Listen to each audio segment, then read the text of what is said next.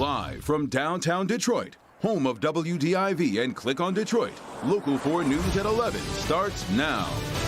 Season canceled. The disturbing allegations against the Detroit Mercy women's basketball coach that now has the program on pause. We begin, though, with parents in one Metro Detroit community sending a message to their school district, and that message is that it is time to bring their children back into the classroom full-time. Governor Whitmer is encouraging school districts to move toward face-to-face learning by March. However, not every district is rushing to do that. One such district is South Lyons Schools, where Jason Colthorpe is tonight. Jason, parents are lining up to voice their displeasure. Boy, they sure are, Kim, whether it's at the virtual board meetings or within a 1,200-member Facebook group. And they've been doing this since last summer, and it might be coincidence, but when we inquired with the district today, suddenly things changed. I feel like we've been left out in the dark as parents. No one's talking to us. No one's telling us anything. We were begging for answers, begging for a plan, begging for anything. Courtney Andrushevitz and her family built a house in South Lyon 11 years ago because of the school district. But earlier this year, she and her husband grew so frustrated, they moved their two youngest kids to the Brighton School District, where in-person learning is full-time. They're learning. The teachers are happy. They're involved. I mean, I couldn't be happier. And like I said, it was going to be a one and done for us. And now I'm not sure it's going to be, because my kids are thriving. They're happy. They want to stay, too. Our schools, our choice. Chris Campo led this protest in August to get kids back in the classroom and is incredulous they're still mostly at home. You don't need to invent the wheel. It's already going. There's already schools that have implemented some type of a process that the kids are in school, and ones that maybe need to be quarantined. They've worked those issues out. And the longer it goes, parents say the more their kids are suffering. I feel like they're rotting in their bedrooms. I feel like the bedroom learning is lonely. They've lost their confidence. They don't have any social skills. It's been a year, Jason, a year. Yeah, and I did leave a detailed voicemail with the superintendent today, as well as a message with his assistant to get an interview to talk about the district's plan, but got no response. However, about 2 hours after my calls, an email went out to parents district-wide, and it read in part, "Our team is working on a plan to move the secondary students to 100% attendance 4 days per week. While the exact timeline is yet to be determined, we hope to share some details in the days ahead." Maybe that's a coincidence, maybe not. Maybe this was part of the plan all along. Parents will be able to learn about that plan at the next board meeting, February 2nd. Kim? Jason, just curious, how often is the in-person learning right now? 2 days a week, but it's 2.5 hours for each of those days. That's another thing parents actually point out to as being frustrating. They say when they go to school, they're actually logging in, and the teachers are teaching them as well as kids at home. So oftentimes it's like they're not even there anyway. And some students say to their parents, "Why am I even going? I'm doing the same thing I would be doing at home, except, going to school." So frustrating all around. Yeah, indeed. Kim. Okay, Jason, thanks. Tonight, the state is confirming 2 new cases of the more contagious variant of COVID-19 here in Metro Detroit. The 2 cases have been identified in 2 adult women in Washtenaw County who were in close contact with the first person in Michigan diagnosed with the variant. All of the cases are connected with the University of Michigan. It comes as the state reported 2,165 new cases of the virus, with 148 more lives lost. Meanwhile, the vaccine supply could soon get a big boost. Late tonight, a board member for Johnson & Johnson announced as long as the clinical trials work out, it plans to have 100 million doses of its vaccine for Americans within the coming weeks.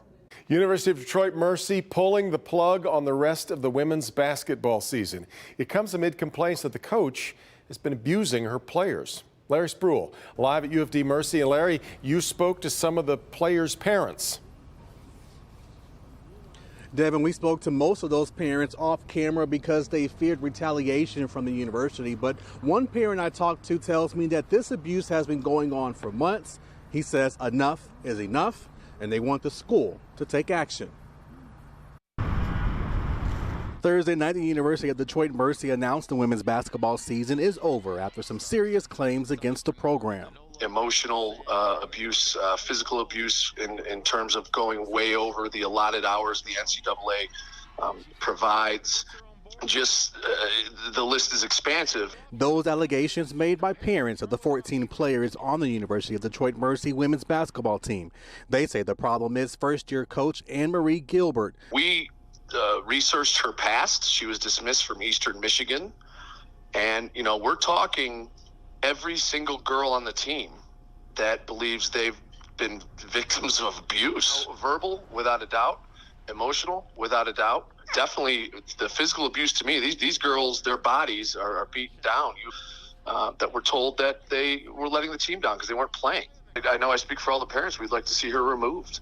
Now, we're not identifying the parents due to fear of retaliation against their daughters. They all met on a Zoom call last week and drafted up this letter shortly after. It starts off with this.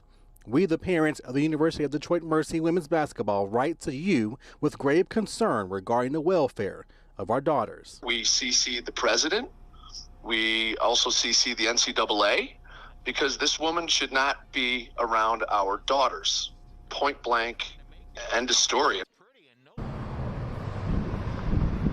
And we also reached out to the university. They sent us this statement. It says, in part, the health and well-being of our student athletes is our athletic department's top priority. Now, we have talked with all the players and members of our women's basketball program about their concerns. We take them very seriously and will continue to review them closely. We are live at Detroit Mercy tonight. Larry Spruill, Local 4. Well, Larry, as we heard there in the story, the parents are asking that the coach be let go, but that they're making other demands too, right? Yeah, Devin, so they are asking the university to conduct an investigation. They're also asking them to place the coach on administrative leave. They mentioned that they could be seeking legal action as well. Right. We're live at Detroit Mercy, Devin. Extraordinary story. All right, Larry. An Oakland County man is now facing charges in the U.S. Capitol riot, accused of using a hockey stick as a weapon. The FBI says this is the video that helped agents identify 29-year-old Michael Foy of Wixom as the man who beat a police officer with that hockey stick. Foy becomes the second Michigan man charged in the Capitol violence. He's also a Marine veteran. Foy is facing multiple felonies, including assault and obstruction of law enforcement. He will remain in jail until his court appearance next week. New video tonight shows three men trying to steal an ATM on Detroit's east side, and not very well. Happened Tuesday around 4 a.m. on Gratiot near East Warren. Police say the three men put a rope with chains around the ATM and attached it to an F-350 truck, which, by the way, happened to be stolen too. When that didn't work, the men left behind both the ATM and the stolen truck. Didn't get away with any cash, though the ATM was damaged. Prosecutors charge a Dearborn Heights man with his stepbrother's murder after a deadly shooting following a basketball game. 21-year-old Jalen Gulat is charged with first-degree murder and felony firearm. Shooting happened Saturday at a home on Clairview near Inkster Road and Hines Drive. Gulat allegedly shot and killed his 23-year-old stepbrother after an argument that started at a basketball game earlier in the day. A Detroit father remains in custody in connection with the shooting death of his 5-year-old son. Police say the boy was killed yesterday morning when his 18-month-old cousin found the man's gun and accidentally fired it, killing the boy inside a Northwest Detroit home. Tonight, the Wayne County Prosecutor's Office says it has received a warrant request in the case and is still determining whether charges will be filed against the father. Tomorrow, mobile sports betting and online casino games go live in Michigan. Mobile platforms will launch at noon. All three of Detroit's casinos have been approved. They'll launch apps to host gambling and sports betting. This mobile launch comes a year after sports betting became legal in Michigan, but the casinos had to wait for licensing rules to be written and for the online platforms to be set up before taking mobile wagers, but all happening in time for NFL playoffs and a Super Bowl. Of course. Yeah. Still ahead, a new study reveals a drug that can prevent COVID from spreading. Who is eligible to receive this one-time treatment and how to get it coming up. Let's head into Ben. Devin and Kim, we're coming off, of course, all that sunshine and 40-degree highs, and now we've got snow tonight and a whole lot of cold for the weekend. We'll check it out for you next. All right, Ben, on his first full day of office, Republicans are setting the stage for a fight on Capitol Hill over President Biden's COVID relief plan. what it could mean for a third round of stimulus checks when we come back.